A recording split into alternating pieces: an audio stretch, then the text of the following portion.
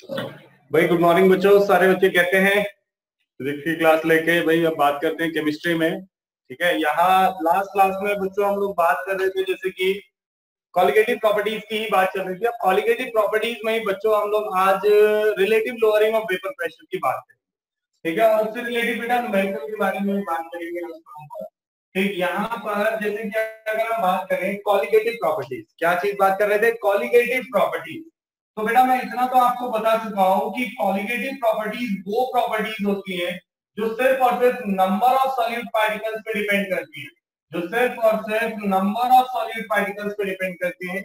ये डिपेंड नहीं करती कि सॉल्यूट का पार्टिकल छोटा है, बड़ा है, प्लस है, माइनस है, इस पे डिपेंड नहीं करती। ये सिर्फ और सिर्फ नंबर ऑफ सॉल्यूट पार्टिकल्स पे बेटा डिपेंड करती है। तो बेटा इसके चार टाइप्स मैंने आपको पहले बताए थे। सबसे पहले मैंने आपको बताया था बॉइलिंग पॉइंट एलिवेशन। ठीक, उसके बाद मैंने आपको दूसरे नंबर पे बताया बेटे फ्रीजिंग पॉइंट डिप्रेशन, और इसके बाद मैंने आपको तीसरे नंबर पे बताया था ऑस्मोटिक प्रेशर। तीसरे नंबर पे मैंने आपको बेटा बताया ऑस्मोटिक। अब हम यहाँ पर एक लास्ट वाले की बात करने वाले हैं जिसे हम कहते हैं relative lowering of vapour pressure. बेटा नाम है relative lowering of vapour pressure, lowering of vapour pressure. बेटा फोर्थ नंबर के कॉलिगेटिव प्रॉपर्टी के बारे में बात कर रहे हैं, फिर उनसे रिलेटेड ही क्वेश्चंस के बारे में बात करेंगे। तो चौथे नंबर पे आ रहे हैं बेटा जिसे हम नाम दे रहे हैं relative lowering of vapour pressure. चलो भाई टॉपिक डालते हैं। टॉपिक है हमारा बेटा relative lowering of vapour pressure, relative lowering of vapour pressure. बेटा वेपर प्रेशर का कम होना, बेटा वेपर प्रेशर का कम होना कैसे? कोई एग्जांपल? बहुत सीधा साधा सा एग्जांपल है बेटा, बहुत सीधा साधा सा एग्जांपल है। देखो मैंने क्या करा, एक कंटेनर लिया। ठीक, अब इस कंटेनर में मान लीजिए आप कुछ ऑस्मोटिक प्रेशर एक बार बता दो सर फिर से। ऑस्मोटिक प्रेशर, ऑस्मोटिक बेटा पूरा बताना है? चलो बताता हूँ। ठीक, यहाँ पे जैसे कि रिलेटिव लोअरिंग के जस्ट फिनिश करने के बाद फिर से बता देता हूँ। ठीक है, relative lowering of vapour pressure की डेरिवेशन इसका छोटा सा पार्ट करके फिर मैं आपको ऑस्मोटिक प्रेशर दोबारा से बता देता हूँ। एक बार देखें बेटा, इधर यहाँ पर एक सॉल्वेंट है बेटा, यहाँ पर क्या है बेटे? एक सॉल्वेंट। ठीक, सॉल्वेंट मान लीजिए पानी, समझ रहे हो चीज को? सॉल्वेंट मान लीजिए पानी है, यहाँ पर ध्यान लगाए सारे बच्चे, यहाँ पर वाटर है। अब मैं इसको हीट कर रहा हूं, अब मैं इसको हीट कर रहा हूं तो इसमें वेपर्स बन रहे हैं। इसमें क्या बन रहे हैं? वेपर्स बन रहे हैं बेटा। अब मैंने अगर इसमें मिल्क ऐड कर दिया, दूसरा सॉल्यूट ऐड कर दिया, मिल्क की जगह जैसे कि आप चाय बना रहे हो बेटा, चाय बना रहे हो, पानी उबलने लगा, आपने इसमें शुगर डाल दिया। ठीक, तो थोड़ी देर के लिए इसके जो बबल्स होते हैं वो कम हो जाते हैं। बबल्स जो होते हैं वो क्या होते हैं? कम हो जाते हैं। ये शो करता है, देखो इस लिक्विड के ऊपर कुछ वेपर्स थे, बट जैसे ही मैं इसमें सॉल्यूट डाल देता हूं, जैसे ही मैं इसमें सॉल्यूट डाल देता हूं, इसके वेपर्स क्या हो जाते हैं? कम हो जाते हैं। इसके वेपर्स क्या हो जाते हैं? नीचे बैठ जाते हैं। समझ रहे हो ये चीज को? अगर वेपर्स कम हो गए तो वेपर प्रेशर भी क्या हो जाएगा? कम हो जाएगा। वेपर्स कम हो गए तो वेपर प्रेशर भी क्या हो जाएगा? कम। इधर देखो बेटा, कोई सॉल्वेंट है, इसके ऊपर कुछ ना कुछ वेपर्स होंगे, कुछ ना कुछ वेपर्स होंगे। अगर मैंने इसमें सॉल्यूट डाल दिया, अगर मैंने इसमें सॉल्यूट डाला, सॉल्यूट डालने के बाद ये जो सॉल्यूशन बना है, अब इस सॉल्यूशन के ऊपर भी वेपर्स होंगे, बट वो कैसे होंगे? बहुत कम, वो थोड़े हो जाएंगे। अगर वेपर्स कम हो जाते हैं इसका मतलब वेपर प्रेशर भी क्या हो जाता है? कम हो जाता है। वेपर प्रेशर भी क्या हो जाता है? कम। तो आप सिंपल सा पॉइंट लिख सकते हो, on adding solute, on adding solute, ठीक है, vapour pressure of solution become low, vapour pressure of solution become low. बेटा वेपर प्रेशर जो होता है सॉल्यूशन का वो क्या हो जाता है? कम। बेटे हमने इसके वेपर प्रेशर को कंसीडर करा पी नॉट, क्या मान लिया? P not. तो मैंने इसको मान लिया जैसे कि पी नॉट मैंने लिख दिया, मतलब vapour pressure of pure solvent. बेटा जो प्योर सॉल्वेंट है उसके वेपर प्रेशर को मैंने मान लिया पी नॉट। क्लियर है बातें? बेटा और सॉल्यूशन के वेपर्स के द्वारा जो प्रेशर लगाया जा रहा है उसको मैंने मान लिया पी एस, मतलब vapour pressure of solution, vapour pressure of solution. ठीक है बच्चों, मैंने बोला, मैंने आपसे क्या कहा? सिंपल सा मैंने कहा सॉल्वेंट है, हर लिक्विड के ऊपर उसके कुछ वेपर्स होते हैं बेटा, ठीक, उन वेपर्स के द्वारा जो प्रेशर लगाया जा रहा है बेटा उसको हम कहते हैं वेपर प्रेशर। इसको हमने राइट कर दिया पी नॉट। पी नॉट मतलब vapour pressure of pure solvent. अगर आप उसमें सॉल्यूट डालोगे तो उसके वेपर्स कम हो जाते हैं, तो उसका वेपर प्रेशर भी कम हो जाएगा। पीएच को मान लिया vapour pressure of solution. Vapour pressure of solution. कौन सा प्रेशर ज्यादा है? ये वाला प्रेशर थोड़ा सा ज्यादा होगा और ये वाला प्रेशर थोड़ा सा कम होगा। ये वाला प्रेशर थोड़ा सा कम होगा। एक छोटा सा एग्जाम्पल, ध्यान लगाएंगे बेटे, ध्यान लगाएंगे सारे बच्चे। भाई बहुत छोटा सा एग्जाम्पल मैं आपको देता हूँ। मैंने कहा जैसे कि आपके पास एक कंटेनर है, ये इसके अंदर बेंजीन है। समझ रहे हैं इस चीज को? मैंने कहा एक कंटेनर है, इसके अंदर क्या है बेटे? बेंजीन। बेंजीन समझते हो सारे के सारे C6H6 है बेटा इसके अंदर। ठीक, अभी इसके वेपर्स के जो प्रेशर लग रहे हैं, इसके वेपर्स के द्वारा जो प्रेशर लग रहा है वो लग रहा है 0.850 बार। 0.850 बार। अब मैंने इसके अंदर अगर सॉल्यूट डाल दिया तो इसका जो प्रेशर है, मैंने इसके अंदर 0.5 ग्राम कोई अननोन सॉल्यूट डाल दिया तो इसका वेपर प्रेशर थोड़ा सा कम हो गया और कितना हो गया? 0.845 बार। इस तरीके से क्वेश्चन आते हैं कि इतना सॉल्वेंट का प्रेशर था, उसमें सॉल्यूट डालने के बाद उसका प्रेशर इतना हो गया, मतलब कम हो गया। और जब प्रेशर कम हो जाता है तो आप समझ जाते हो ये कौन सा फॉर्मूले से आएगा? Relative lowering of vapour pressure से आएगा। मैं इसका सीधा एक बेटा फॉर्मूला लिख रहा हूँ। मैं सीधा सीधा से इसका एक फॉर्मूला लिख रहा हूँ, कैसे कैसे इसमें उसी को आपको न्यूमेरिकल में पुट करना है। मैं सिंपल सा relative lowering of vapour pressure का एक सीधा आपके सामने फॉर्मूला लिख रहा हूँ, उसी के बेसिस पर आपको न्यूमेरिकल को सॉल्व करना होगा।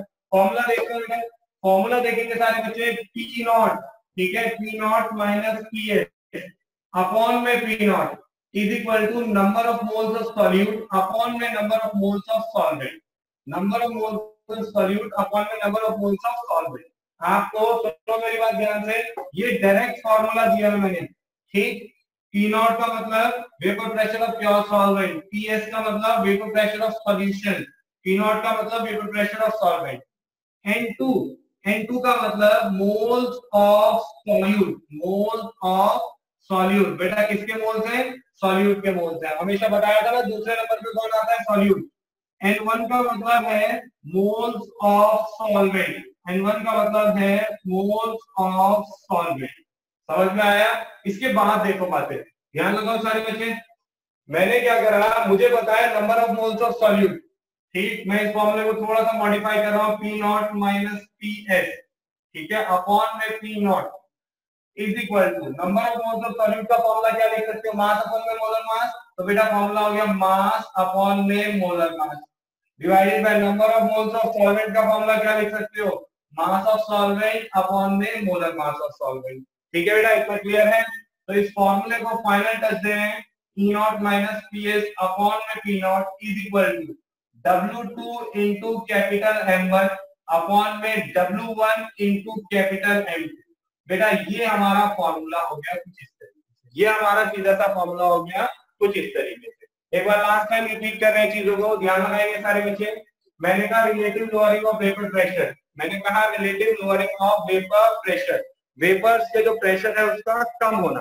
बेटा जैसे कि एक ये वाटर बॉटल है, देखें ध्यान से, इस पानी के ऊपर देखो, ध्यान लगाओ थोड़ा सा, मैं इसको प्रेस कर रहा हूं, पूरी जान से इसको प्रेस कर रहा हूं, तो ये पूरी प्रेस नहीं हो रही, ठीक, पूरी दब नहीं रही है ये बॉटल। इसका मतलब ये है इधर यहाँ पर अंदर इसके वेपर्स भरे पड़े हैं, इसको मैंने खोला, ठीक, इसके ऊपर जो वेपर्स हैं उन वेपर्स का कुछ ना कुछ प्रेशर है, उन वेपर्स का कुछ ना कुछ क्या है? प्रेशर है। अगर इसके अंदर मैं कोई सॉल्यूट डाल दूं तो इसके वेपर्स कम हो जाते हैं और उसका जो प्रेशर बनेगा वो बनेगा वेपर प्रेशर ऑफ सॉल्यूशन। क्या कहलाएगा? Vapour pressure of solution. तो पी नॉट माना vapour pressure of pure solvent, P S माना vapour pressure of solution. Formula आपके सामने देखिए, अब जैसे कि बेटा हम लोग एक क्वेश्चन की बात करते हैं, ठीक है, असाइनमेंट में से लास्ट ईयर के क्वेश्चन उठा के हम बात करते हैं। जैसे मैंने आपको एक क्वेश्चन दिया कि 30 ग्राम ऑफ यूरिया, बेटा ध्यान लगाना, 30 ग्राम यूरिया, ठीक है, इज डिसॉल्व इन, उसको डिसॉल्व करा है हमने, is dissolve in 846 gram of water. बेटा ये सीबीएसई बोर्ड एग्जाम का क्वेश्चन है बेटे। तो calculate vapour pressure, calculate vapor pressure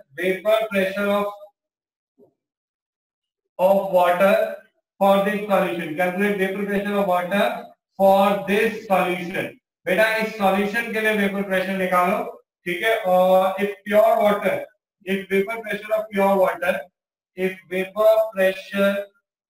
pure water, जो प्योर वाटर का जो वेपर प्रेशर है एट 298 केल्विन, ठीक है, इज 23.8 mmHg।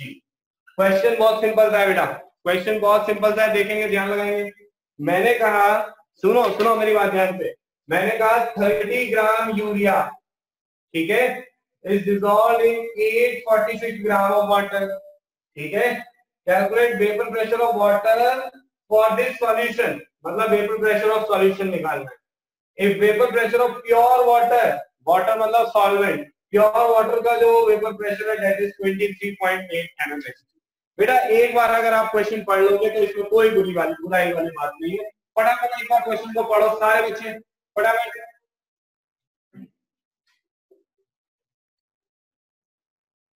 पढ़ लिया सबने? तो देखिए बेटा, मैंने कहा प्योर वाटर का जो दे रखा है प्रेशर दैट इज 23.8 mmHg दे रखा है, ठीक क्या।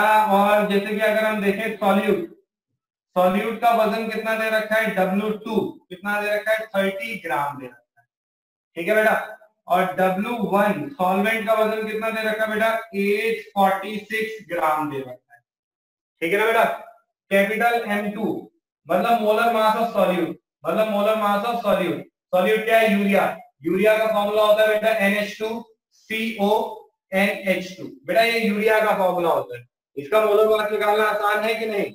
मैंने कहा नाइट्रोजन 2 into 14 हो गया, हाइड्रोजन कितने हैं, 2 और 2 4, ठीक, प्लस कार्बन कितना है 1, ऑक्सीजन कितना है 16, 1 है तो मतलब 16 हो गया। तो यहाँ पर कितना हो गया 28 प्लस 4 प्लस 12 प्लस 16, समझ रहे चीज को।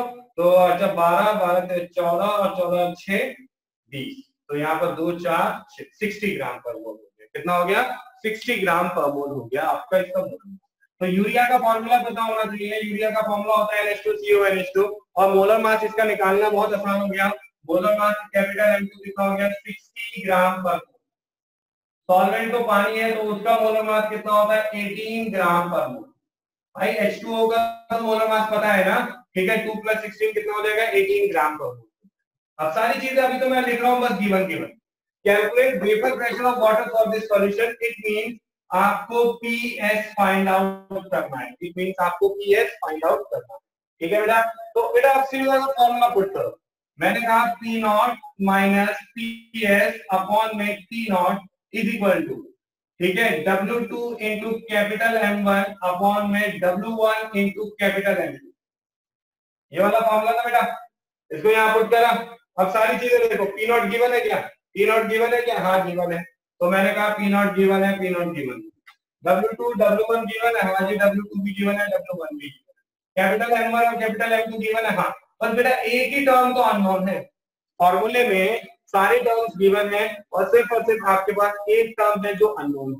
बस आपको क्वेश्चन की लैंग्वेज को समझना है और उसका गिवन लिखना है। अभी भी किसी बच्चे के समझ नहीं आया तो वो इधर देखेगा, बेटा वाटर है, ठीक, प्योर वाटर है, समझ रहे चीज को। इसके अंदर मैंने 30 ग्राम यूरिया डाला, इसके अंदर मैंने 30 ग्राम यूरिया डाल दिया, अब ये सॉल्यूशन बन गया। अब ये क्या बन गया, सॉल्यूशन। जब ये प्योर वाटर था तो इसका प्रेशर, वेपर्स का प्रेशर कितना था, P0 कितना था, 23.8 mmHg, ठीक है ना। और ये वाटर बेसिकली कितना है, 846 ग्राम है। इसके अंदर मैंने 30 ग्राम यूरिया डाला, ये सॉल्यूशन बन गया। अब इसका P सॉल्यूशन कितना होगा ये आपसे पूछा। तो बच्चों क्वेश्चन को अच्छे से समझ, ठीक है, क्वेश्चन को अच्छे से समझ लो। क्वेश्चन में बस गिवन लिखना है और गिवन लिखने के बाद बस आपको ये पता करना है कि फॉर्मूला कौन सा लगेगा। गिवन लिख लिया और फॉर्मूला लिख लिया तो बच्चों 70% क्वेश्चन सॉल्व हो जाता है। एक क्वेश्चन और ट्राई करो relative lowering of vapour pressure का, मोस्टली ये चीज समझ में आ चुकी होगी बेटा। सीबीएसई बोर्ड का एग्जाम क्वेश्चन दे तो ज्यादा अच्छा रहता है, ठीक है। तो सीबीएसई बोर्ड से ही क्वेश्चन उठा के देते हैं। देखो भाई बहुत सिंपल सीधा साधा सा क्वेश्चन है ये, 2013 का क्वेश्चन है मेरे। एक क्वेश्चन मैं दे रहा हूं कि vapour pressure of water, water का जो वेपर प्रेशर है at 20 degree Celsius is 17.5 mmHg। Calculate vapour pressure of water, vapour pressure of water. बेटा वाटर का वेपर प्रेशर निकालना है at 20 degree Celsius when 15 gram of glucose, जब 15 gram of glucose को हमने डिसॉल्व कर दिया, is dissolve in 150 gram water, dissolve in 150 gram water. बेटा सिंपल है, हर साल क्वेश्चन इसी तरीके से आते हैं और थोड़ा थोड़ा सा वैल्यूज को चेंज कर दिए जाते हैं।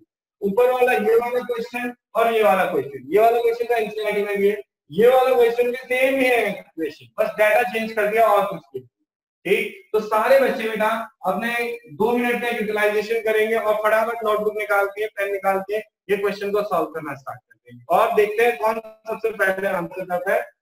इसको सॉल्व करने के बाद वापस ऑस्मोटिक प्रेशर पे जाएंगे एक बार, ठीक है। फटाफट करो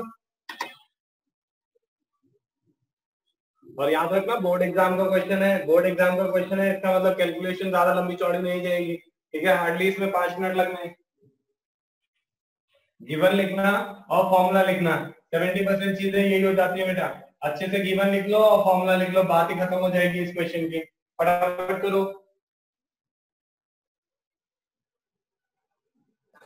आंसर इज 17.325। 17.325 बच्चों, और 17.325 mmHg, ठीक है। यूनिट बोलना नहीं बोलना है, ठीक है। अब यहाँ पर और बच्चे का किसी और का डिफरेंस आ रहा है, बोलो बच्चों। चलो तो आगे बढ़ते हैं। वेरी गुड बेटा। अब सारे बच्चे, ठीक है, इसका स्क्रीनशॉट लें, इसको मैं आगे सॉल्व करता हूँ दोबारा से और फिर दोबारा से ऑस्मोटिक प्रेशर की बात करते हैं। फटाफट बेटा इसका स्क्रीनशॉट लें। होपफुली बेटा आप लोगों ने स्क्रीनशॉट ले लिया होगा। एक बार फिर से मैं आपको बता रहा हूँ मैंने क्या पढ़ा है, relative lowering of vapour pressure.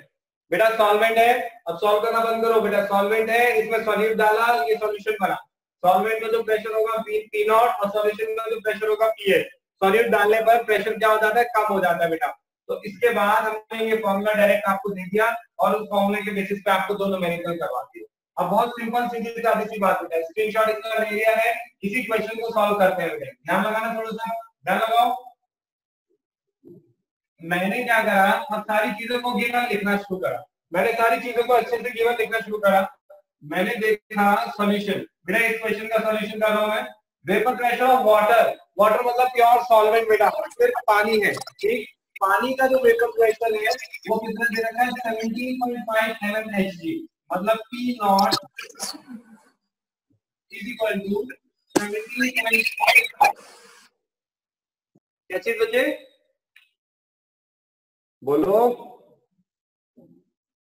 चलो तो और यहाँ पर vapour pressure of water when 15 gram of glucose is dissolved in 150 gram water, मतलब 150 ग्राम में अगर मैंने 15 ग्राम ग्लूकोज डाल दिया, मतलब सॉल्यूशन बना दिया, तो उसका वेपर प्रेशर कितना होगा।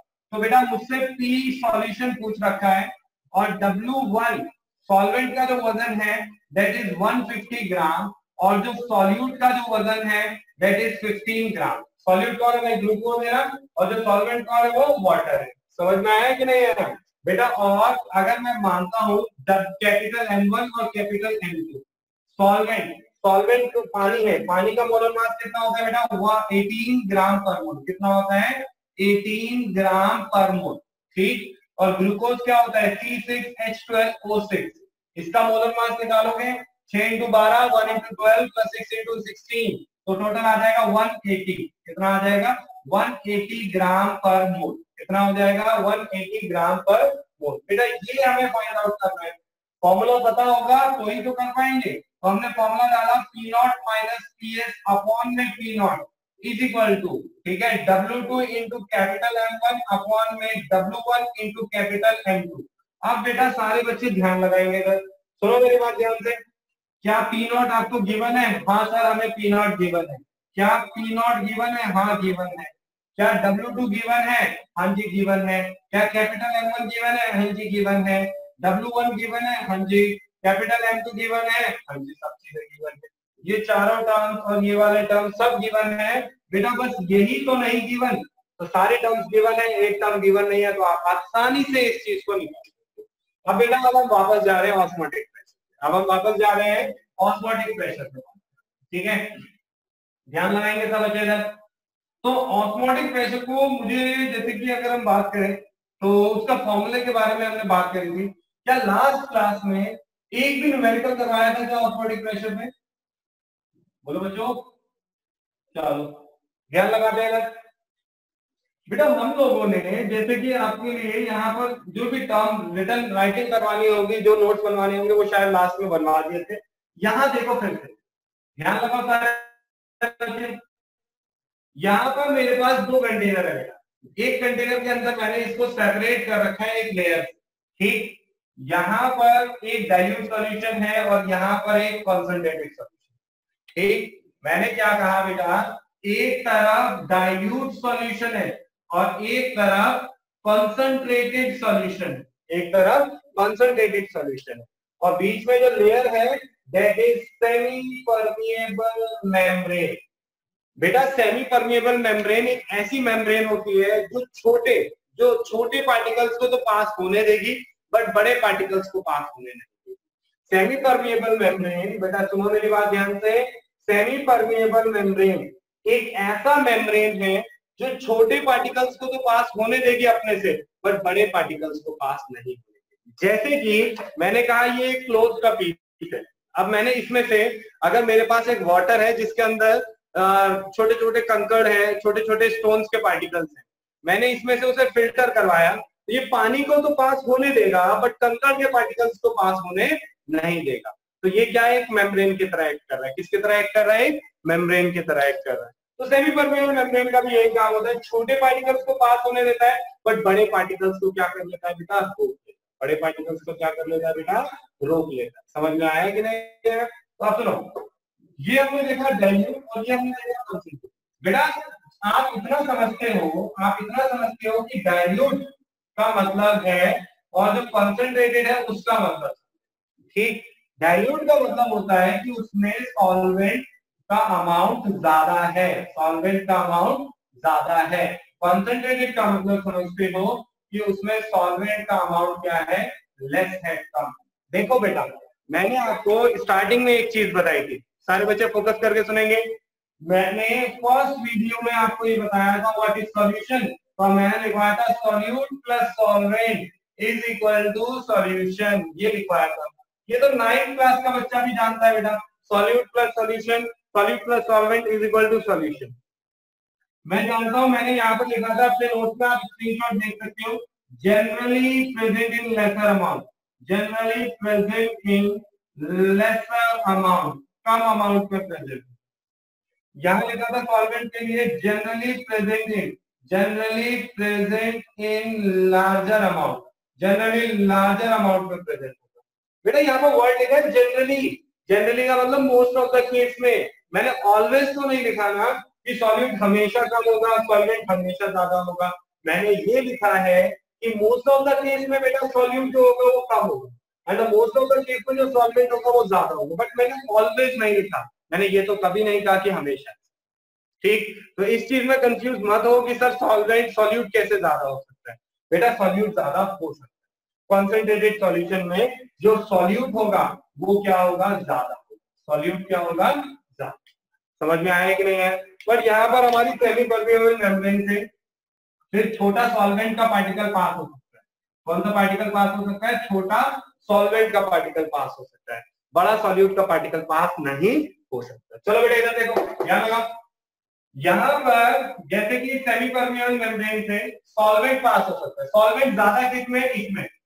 इसमें सॉल्वेंट क्या है बेटे, ज्यादा है, ठीक। और इसमें सॉल्वेंट क्या है बेटा, कम है, ठीक। तो बेटा यहाँ पर ये सेमी परमिएबल मेम्ब्रेन से के थ्रू यहाँ पर सॉल्वेंट पार्टिकल जो मूव करेगा डाइल्यूट से कंसंट्रेटेड की तरफ मूव कर, डाइल्यूट से किस तरफ मूव कर रहे हैं, कंसंट्रेटेड की तरफ मूव कर।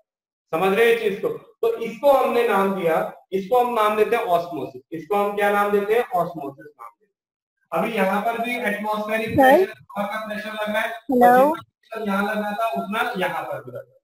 इसको हम नाम देते हैं बेटा ऑस्मोसिस। इसको हम नाम देंगे बेटा ऑस्मोसिस। ऑस्मोसिस का मतलब द फ्लो ऑफ सॉल्वेंट, क्या कहते हैं बेटा? फ्लो ऑफ सॉल्वेंट, सॉल्वेंट का फ्लो होना, flow of solvent from dilute to concentrated. बेटा डाइल्यूट से कंसंट्रेटेड की तरफ सॉल्वेंट का फ्लो होना, उसको हम क्या नाम देते हैं बेटे? यहाँ पर हम नाम देते हैं ऑस्मोसिस।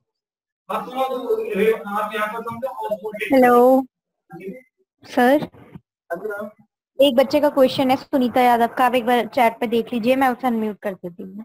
सुनीता बच्चे, यहाँ पर आपने जैसे ग्राफिकल मेथड से पूछा है, तो दो चीजों के ग्राफ होते हैं हमारे पास, बॉइलिंग पॉइंट एलिवेशन और फ्रीजिंग पॉइंट डिप्रेशन।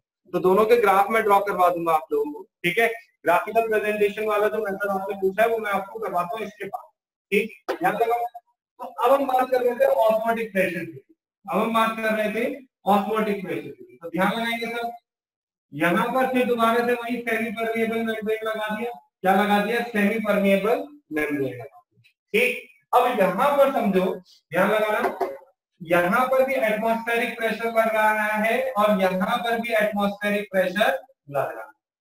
अभी सॉल्वेंट कहां से कहां मूव कर रहा है बेटा? डाइल्यूट से किसकी तरफ मूव कर रहा है? कॉन्सेंट्रेटेड की तरफ मूव कर रहा है। किसकी तरफ मूव कर रहा है? डाइल्यूट से कॉन्सेंट्रेटेड की तरफ मूव कर रहा है।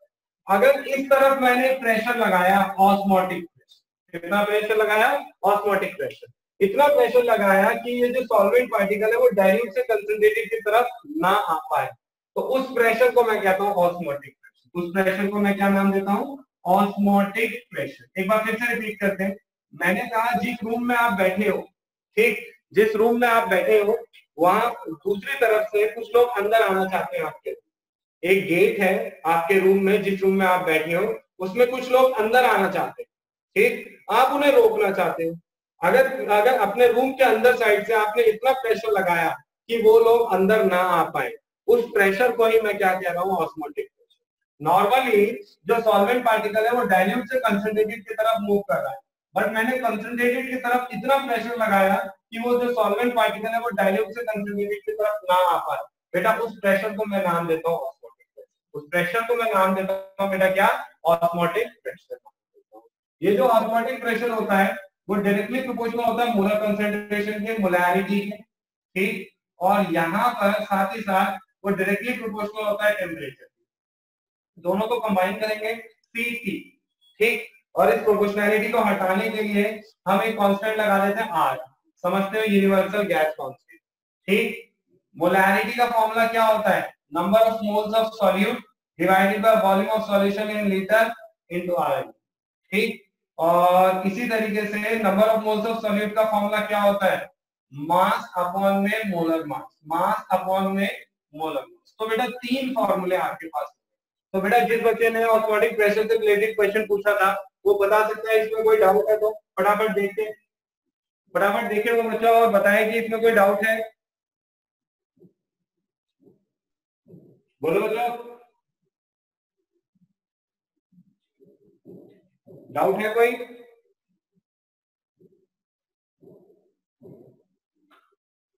चलो बात कर रहे थे ये बेटा, ये चीज मैं आपको बता चुका था पहले।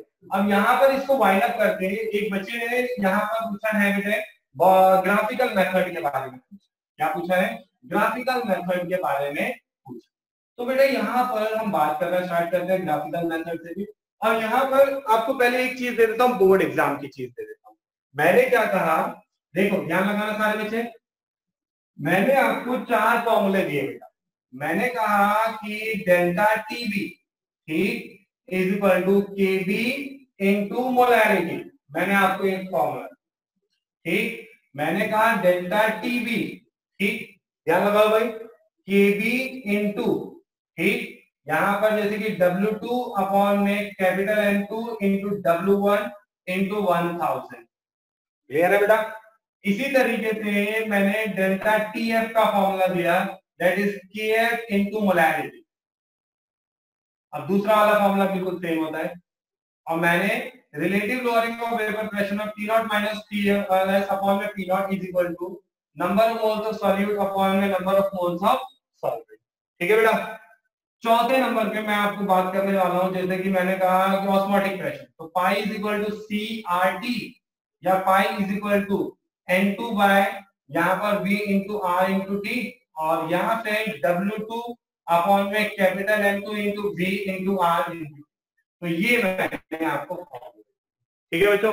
तो ये कुछ फॉर्मूले बेसिक से मैंने आपको दिए, ये आपके सीबीएसई एग्जाम के पर्पस की बात है। ठीक, अब जो हम बात कर रहे हैं जैसे कि बॉइलिंग पॉइंट में सर आपको ग्राफिकल मेथड या फिर फ्रीजिंग पॉइंट में जो ग्राफिकल मेथड होता है कॉलिगेटिव प्रॉपर्टीज का, उसको कैसे आप एक्सप्लेन करोगे उसके बारे में बात करें। तो बेटा यहाँ पर जैसे कि अगर मैं आपको सबसे पहले बताऊं फ्रीजिंग पॉइंट के बारे में, ठीक, फ्रीजिंग पॉइंट डिप्रेशन, क्या बात कर रहा हूं मैं, फ्रीजिंग पॉइंट डिप्रेशन।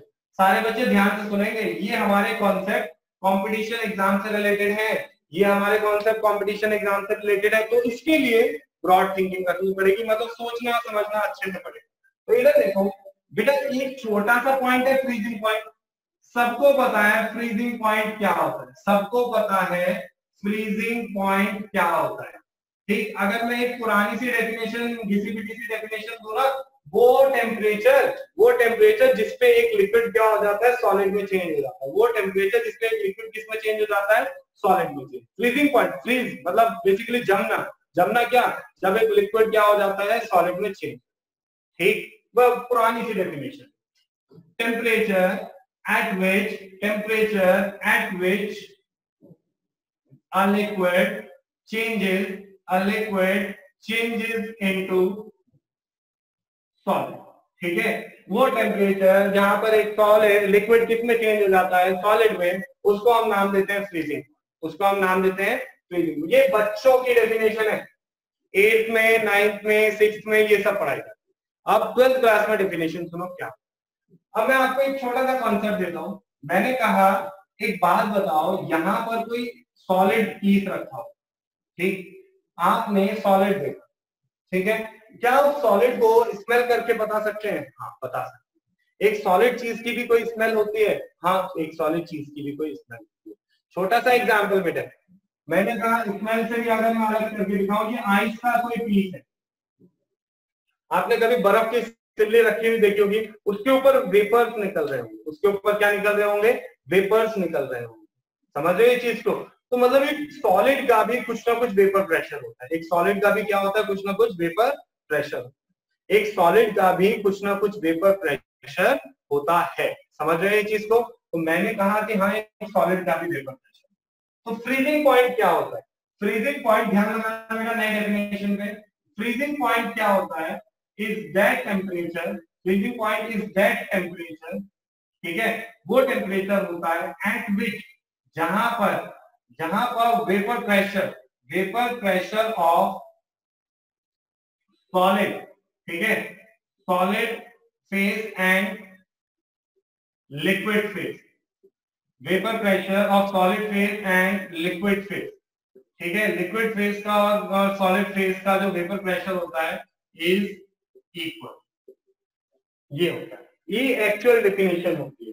ये क्या होती है बेटा, एक्चुअल डेफिनेशन होती है कि इसे ध्यान से पढ़ो, इज दैट टेम्परेचर जहां पर वेपर प्रेशर, ये जो आपका वेपर प्रेशर होता है बेसिकली यहाँ पर किसका, सॉलिड फेज का और लिक्विड फेज का, वो क्या होता है बेटा, इक्वल होता है, वो क्या होता है, इक्वल होता है। ठीक, और बॉइलिंग पॉइंट की डेफिनेशन देखो, बॉइलिंग पॉइंट की डेफिनेशन देखो, बॉइलिंग पॉइंट क्या होता है, is that point, is that temperature where a liquid, ठीक है, जहां पर एक लिक्विड जो होता है स्टार्ट बॉइलिंग,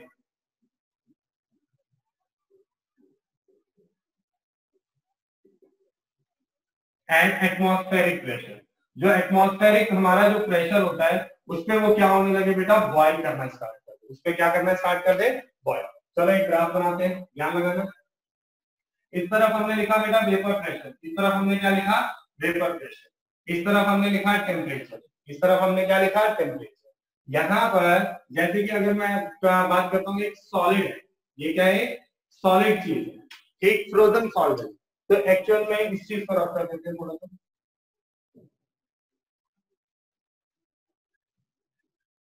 अब यहाँ पर हम लोग फिर से ग्राफ बना रहे हैं बेटे। यहाँ पर हमने क्या करा, एक कंसंट्रेशन लिया, यहाँ पर एक्स एक्सिस पे ले लिया वेपर प्रेशर और वाई एक्सिस पे वेपर प्रेशर, और यहाँ पर हमने लिया टेम्परेचर। यहाँ पर हमने क्या लिया बेटे, टेम्परेचर। ठीक है, अब यहाँ पर जैसे कि सॉल्वेंट, प्योर सॉल्वेंट के लिए हमने लाइन ली। ठीक, प्योर सॉल्वेंट के साथ साथ हमने यहाँ पर एक लाइन ड्रॉ करी बेटा सॉल्यूशन के लिए, एक लाइन ड्रॉ करी सॉल्यूशन के लिए, और एक लाइन ड्रॉ करी यहाँ पर सॉल्वेंट के लिए, और यहां से एक लाइन ड्रॉ करी फ्रोजन सॉल्वेंट। एक ऐसा ग्राफ दिखेगा आपको एनसीईआरटी में।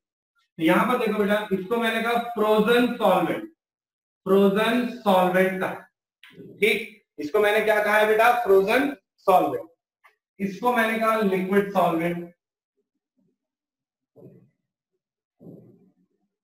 ठीक, इसको मैंने क्या कहा है, लिक्विड सॉल्वेंट। ये, और इसको मैंने कहा है सॉल्यूशन, इसको मैंने कहा है सॉल्यूशन। अब सुनो बेटा, ध्यान लगाना सारे बच्चे, ये ग्राफ जो है वो आपको एनसीईआरटी में मिलेगा। ये ग्राफ कहाँ मिलेगा बेटा, एनसीईआरटी। यहाँ पर ये प्योर सॉल्वेंट फ्रोजन था, मतलब बेसिकली सॉलिड स्टेट। इसका वेपर प्रेशर, ठीक है, और सॉल्यूशन का वेपर प्रेशर इस पॉइंट पे क्या है, इक्वल। इस पॉइंट पे क्या है, इक्वल।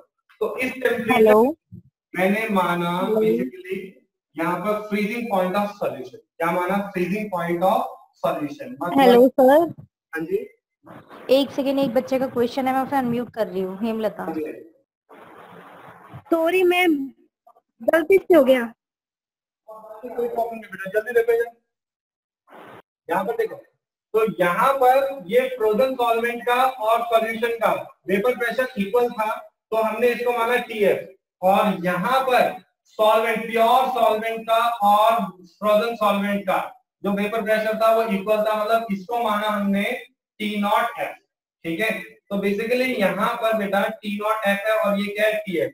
मतलब सॉल्यूशन का फ्रीजिंग पॉइंट क्या हो जाएगा, कम, क्योंकि टेम्परेचर आगे की तरफ बढ़ रहा है, पीछे की तरफ क्या होगा, कम होगा। देखो, एक बार रिलैक्स होकर सारी चीजों को समझ, जिसको भी समझ में नहीं आया, ठीक है, एक बार रिलैक्स होकर चीजों को समझा। मैंने क्या कहा बेटा, फ्रीजिंग पॉइंट क्या होता है। फ्रीजिंग पॉइंट वो टेम्परेचर होता है जहां पर एक सॉलिड का वेपर प्रेशर, ठीक है, एक सॉलिड का वेपर प्रेशर और एक लिक्विड का वेपर प्रेशर इक्वल हो, उसको हम कहते हैं फ्रीजिंग पॉइंट। उसको हम क्या नाम देते हैं, फ्रीजिंग पॉइंट। ध्यान लगाओ बेटा, freezing point is that temperature at विच, जहां पर vapour pressure of solid phase and liquid phase, ठीक है, and liquid phase is equal, जहां पर दोनों का वेपर प्रेशर क्या होगा बेटा, इक्वल। इस एक्सिस पे बेटा वेपर प्रेशर है और इस एक्सिस पे क्या है, टेम्परेचर। इस एक्सिस पे क्या है, टेम्परेचर। आप ध्यान लगाना थोड़ा सा फिर से। देखो, ये एक लाइन जा रही है, किसके लिए जा रही है, ये एक लाइन जा रही है बेटा फ्रोजन सॉल्वेंट के लिए।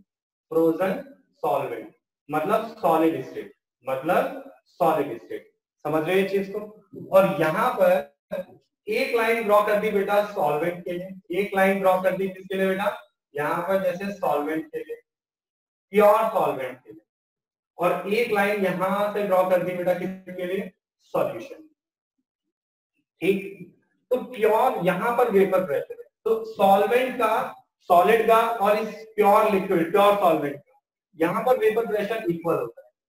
तो इस टेम्परेचर को हमने मान लिया बेटा बेसिकली टी नॉट है। क्या मान लिया, टी नॉट है। अब यहाँ पर सॉल्यूशन का वेपर प्रेशर और सॉलिड का वेपर प्रेशर यहाँ पर इक्वल होता है, तो इसको मान लिया हमने टी एच। तो इस तरीके से रिप्रेजेंट करेंगे ग्राफिकली। ठीक, तो हमने फ्रीजिंग पॉइंट इक्वेशन किया, आपको इस तरीके से रिप्रेजेंट करके दिखाया। ये जो डेफिनेशन होती है बेटा, इसका डेफिनेशन का अभी तक यूज नहीं है।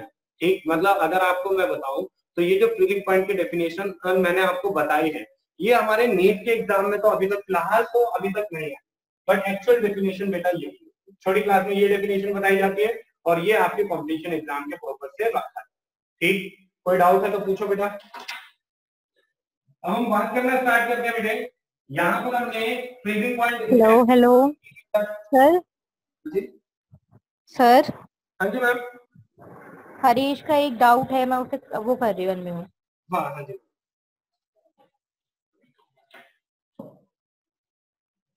हरीश बेटा बोलो। सर इस दो ग्राफ को दोबारा से समझा दो। ग्राफ को दोबारा से समझा दो बेटा, फिर से देखते हैं। देखो बेटा, यहाँ पर जैसे कि फ्रीजिंग पॉइंट की बात हो रही है, ठीक, तो वो टेम्परेचर जहां पर vapour pressure of solid phase का वेपर प्रेशर और लिक्विड फेज का vapour pressure equal, solid phase का वेपर प्रेशर और लिक्विड फेज का वेपर प्रेशर क्या हो बेटा, इक्वल। ये सॉल्वेंट है बेटा, ये क्या है, सॉल्वेंट। सॉल्वेंट मतलब प्योर सॉल्वेंट। इसके वेपर प्रेशर, इसके टेम्परेचर फ्रीजिंग पॉइंट को आप क्या मानोगे, T0 है। आपने इसमें सॉल्यूट डाल दिया तो ये क्या बना, सॉल्यूशन। अब सॉल्यूशन के फ्रीजिंग पॉइंट को आप क्या मानते हो, T है, ये रहा सॉल्यूशन और वो रहा सॉल्वेंट, और ये उनका फ्रोजन स्टेट है, मतलब सॉलिड स्टेट। तो यहाँ पर ये वेपर प्रेशर है बेटा, तो ये दोनों पॉइंट कहाँ मिलते हैं, यहाँ मिलते हैं। तो इसका मतलब ये वो वेपर प्रेशर है जहां पर सॉलिड का वेपर प्रेशर और सॉल्वेंट का वेपर प्रेशर क्या है, इक्वल। इस पे टेम्परेचर कितना है, उसको मान लिया T0 है, मतलब फ्रीजिंग पॉइंट ऑफ सॉल्वेंट। यहाँ पर सॉल्यूशन का वेपर प्रेशर और सॉलिड का वेपर प्रेशर यहाँ पर इक्वल होता है। देखो यहाँ पर दोनों का वेपर प्रेशर क्या होगा, इक्वल। तो इस पॉइंट को मैंने क्या मान लिया बेटा, TL, मतलब फ्रीजिंग पॉइंट ऑफ सॉल्यूशन, मतलब फ्रीजिंग पॉइंट ऑफ सॉल्यूशन। और ग्राफिकली हमें पता चलता है कि फ्रीजिंग पॉइंट क्या हो रहा है, कम हो रहा है, इसलिए हम पढ़ते हैं फ्रीजिंग पॉइंट डिप्रेशन। आप कोई डाउट है बेटा? No sir. स्क्रीनशॉट ले सकते हैं, फटाफट लीजिए। बोलो बच्चों, कोई डाउट है तो अनम्यूट करके पूछ सकते हो। चलो स्क्रीनशॉट लो, फिर आगे बढ़ते हैं फटाफट। हो गया स्क्रीनशॉट? चलो बेटा अब आगे हम, जैसे कि आप कॉलिगेटिव प्रॉपर्टीज के, मैं आपको पहले भी बता चुका हूं बेटा कि कॉलिगेटिव प्रॉपर्टीज के न्यूमेरिकल बहुत आएंगे, ठीक है। इसके न्यूमेरिकल आपके CBSE बोर्ड एग्जाम में बहुत सारे न्यूमेरिकल्स होंगे। कुछ न्यूमेरिकल्स की बात आपको देता हूं, जैसे मैंने क्या कहा, एक छोटा सा न्यूमेरिकल है बेटा कि जहां यहाँ पर एक छोटा सा न्यूमेरिकल मैं आपको दे रहा हूँ, 2.56 ग्राम, 2.56 ग्राम ऑफ सल्फर। हमारे NCERT में नहीं है बट हमारे CBSE बोर्ड एग्जाम में आ चुका है। इज डिसॉल्व इन, इसको डिसॉल्व करा, is dissolve in 100 gram, in 100 gram of carbon disulphide. Freezing point is lowered, freezing point is lowered by 0.383 Kelvin, ठीक है। calculate formula of CSX, ये आपको फॉर्मूला लिखा, ठीक है, कार्बन डाइसल्फाइड। बेटा फटाफट करो। इस क्वेश्चन में देखो क्या लिखा है, मैंने क्वेश्चन में मैंने लिखा है जब 2.56 ग्राम ऑफ सल्फर को मैंने डिसॉल्व करा कार्बन डाइसल्फाइड में, मतलब सल्फर क्या हुआ, सॉल्यूट हुआ, और ये क्या हुआ हमारा solvent. The freezing point is lowered by इतना। कैलकुलेट फॉर्मूला क्या निकालना है, कैलकुलेट फॉर्मूला आपको बेसिकली पूरा निकालना है। बड़े इसमें एक चीज और गिवन नहीं है, K फॉर CH2, ये 3.83 केल्विन केजी कॉम्पोल होता है, ये भी गिवन है बेटा, ठीक है। बेटा बोलो जल्दी। आंसर है S8। S8, बहुत बढ़िया आंसर बेटे। फटाफट देखते हैं सारे बच्चे, ध्यान लगाएं बेटा। यहाँ पर sulphur is dissolved in CH2, ठीक। तो मैंने ये कहा, ये सिंपल सी बात लिखी बेटे यहाँ पर कि सॉल्यूट जो है वो हमारा क्या है, सल्फर, ठीक। सॉल्यूट जो है वो हमारा क्या है बेटा, सल्फर। और जो सॉल्वेंट है बेटा, जो सॉल्वेंट है वो हमारा क्या है, carbon disulphide CH2। W2 solute का वजन कितना है, 2.56 ग्राम। सॉल्वेंट का वजन कितना है, सॉल्वेंट का वजन है बेटा 100 ग्राम, ठीक। Freezing point is lowered by, मतलब चेंज इन फ्रीजिंग पॉइंट कितना है, 0.383 केल्विन, ठीक। और जो Kf की जो वैल्यू है दैट इज 3.83 केल्विन केजी पर मोल, ये आपको दे रखा है बेटा। हमें फॉर्मूला पूछा है, what is the formula of sulphur. देखो सल्फर जो होता है वो H2 की तरह भी एग्जिस्ट करता है और H8 की तरह भी एग्जिस्ट करता है। तो हमें इसका फॉर्मूला निकालना, हमें इसका क्या निकालना है, फॉर्मूला निकालना, ठीक है, कि ये H2 है या H8 है, इनमें से हमें पता करना है। तो अब हमारे पास सारी चीजें गिवन है, मैंने फॉर्मूला लगाया बेटा, delta TF is equal to KF into W2 upon में capital M2 into W1 into 1000 gram पर। ठीक, मैंने क्या करा, ये वाली वैल्यू गिवन है, ये गिवन है, ये गिवन है, ये गिवन, इसको मोलर मास नहीं गिवन है, तो मोलर मास को मैं उधर ले गया।